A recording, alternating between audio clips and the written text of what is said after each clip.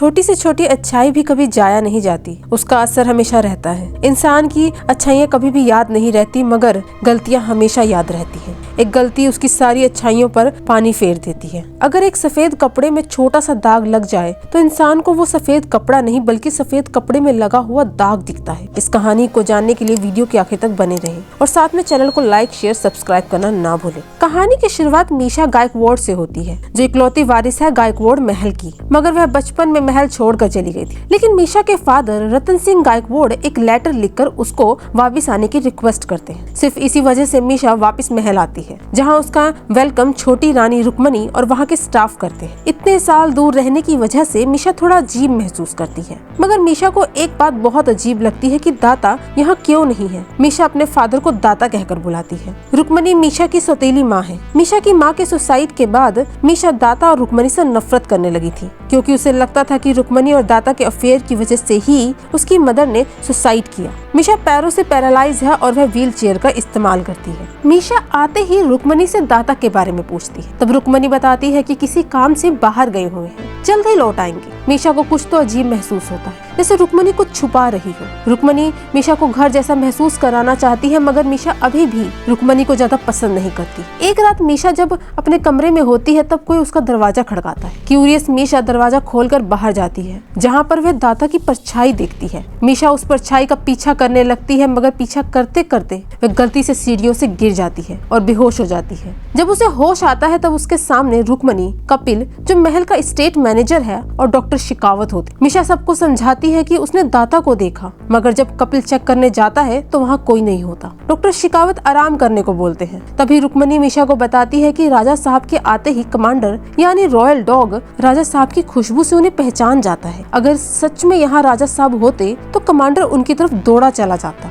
मीशा वहाँ के स्टाफ से राजा साहब यानी दाता के बारे में पूछने की कोशिश करती है, मगर स्टाफ को भी कुछ नहीं पता होता। अगली रात फिर से सबके सो जाने के बाद मीशा को पियानो बजने की आवाज आती है, मगर जब मीशा इस आवाज का पीछा करती है तभी कोई मीशा का हाथ पकड़ लेता है। मीशा घबराकर चीख मारती है, मगर सबके चेक करने के बावजूद भी वहाँ कोई नहीं होता। अगले दिन रुक्मणी मीशा की मुलाकात राणा जय सिंह और एसपी अशोक तनवार से कराती है। राणा मीशा का बहुत दूर का कजिन है। राणा पिस्टल शूटिंग में कपिल से हार ना जाए इसलिए उसकी पिस्टल में एक छोटा पत्थर डाल देता है, जिस वजह से पिस्टल बैकफायर करती है। मगर इस पिस्टल में यूज होने वाली बुलेट नकली होती है, इसलिए कपिल को ज्यादा चोट नहीं लगती। इस इंसिडेंट के बाद मीशा और कपिल करीब आ जाते हैं। मीशा को कपिल पर ट्रस्ट होने लगता है। मीशा कपिल से दाता के बारे में पूछती है, मगर कपिल कहता है कि मैं राजा साहब के काम से जितना करीब हूँ उतना ही उनकी निजी जिंदगी से दूर हूँ। मीशा दाता की मिसिंग रिपोर्ट लिखवाती है पुलिस स्टेशन में। मीशा को लगने लगता है कि कुछ तो गड़बड़ है। मीशा एक अंधी औरत से मिलती है मंदिर में, जो उसे बताती है कि दाता तुमसे मिलना और बात करना चाहते हैं। मीशा को यकीन होने लगता है कि दाता मर चुके हैं। फिर रात में मीशा दाता से बात करने की कोशिश करती है, मगर एक अजीब सी आवाज मीशा को गराज तक ले जाती है, जहाँ मीशा पहली बार दाता को गाड़ी के अंदर बैठे हुए देखती है। दाता को देखते ही वह जोर से चीख मार के रोने लगती है, क्योंकि गाड़ी का गेट खुलता नहीं है। जब मीशा घर वालों को गराज लेकर आती है तब वहाँ पर कोई नहीं होता। सुबह रुक्मणी मीशा की बात फोन पर राजा साहब से कराती, मगर मीशा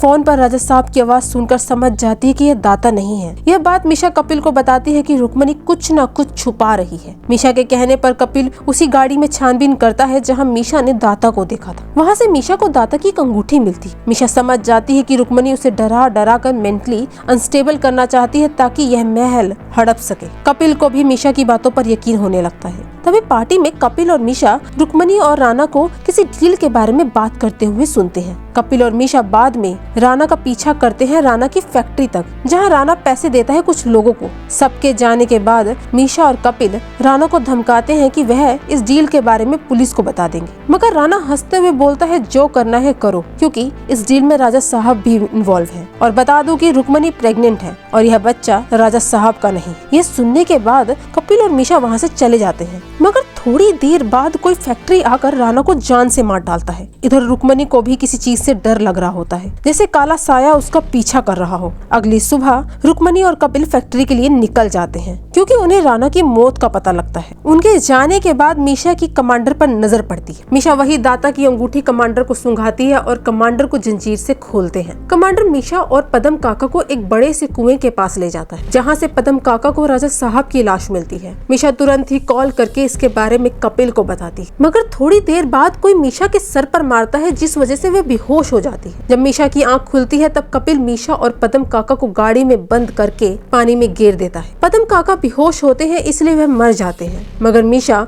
गाड़ी खोलने की कोशिश करती है मगर खोल नहीं पाती और पूरी गाड़ी पानी में डूब जाती है। तब जाकर पता लगता है कि राजा साहब को कपिल और रुक्मणी ने इसलिए मारा क्योंकि राजा साहब को इन दोनों के अफेयर के बारे में पता लग गया था। अगले दिन कपिल के कहने पर रुक्मणी एसपी अशोक तनवार को मीशा और पदम की मिसिंग रिपोर्ट लिखवाती है। शाम तक एसपी कपिल को बुलाता है और बताता है कि उन्हें लेक के पास गाड़ी मिल चुकी है, मगर कपिल को वहां पहुंचकर बड़ी हैरानी होती है कि गाड़ी में सिर्फ पदम काका की लाश होती है। इधर महल में रुक्मणी अकेली होती है, जहां पर डॉक्टर शिखावत और मीशा पहुंचते हैं, मगर मीशा को अपने पैरों में खड़ा देखकर रुक्मणी हैरान हो जाती है। तब जाकर मीशा बताती है कि वह फातिमा है। मीशा तो कुछ दिन पहले ही मर चुकी है। जवान मीशा को रुक्मणी और महल के किसी स्टाफ ने नहीं देखा था, इसलिए यह लोग फातिमा को मीशा समझ बैठे। फातिमा बताती है कि कुछ महीने पहले ही मेरी मीशा से मुलाकात हॉस्पिटल पर हुई, जहां पर वह एक्सीडेंट के बाद इलाज करा रही थी। फातिमा बचपन में मीशा फाउंडेशन से पढ़ी बली है। मीशा फाउंडेशन राजा साहब के द्वारा स्थापित किया गया था, जहां पर अनाथ बच्चों को जगह दी गई। राजा साहब और मीशा के बीच लगातार फोन पर बात हो रही थी। मीशा सब कुछ भूलकर फिर से खुश रहने लगी थी, मगर जिस दिन राजा साहब मीशा से मिलने वाले थे उसी दिन से उनका फोन बंद आ रहा था। मीशा ने बहुत कॉल किया, आखिर में मीशा हार गई और डिप्रेशन में चली गई और पानी में कूदकर जान दी थी। तब रुक्मणी यानी तुम्हारा लेटर आया मीशा को, जिसमें लिखा था कि राजा साहब तुमसे मिलना चाहते हैं। तभी डॉक्टर शिखावत और मैंने मिलकर प्लान बनाया सच जानने के लिए, मगर तुम्हारे साथ कपिल भी मिला होगा ये जानकर हैरानी हुई, क्योंकि कपिल की परवरिश भी मीशा फाउंडेशन के द्वारा ही की गई थी। तभी कपिल सब कुछ सुन लेता है और डॉक्टर शिखावत पर हमला करता है। तभी रुक्मणी को अपनी गलती का एहसास होता है। किसी तरह फातिमा भागती है और गराज के पास जाकर एक बंदूक उठाती है उसे डराने के लिए,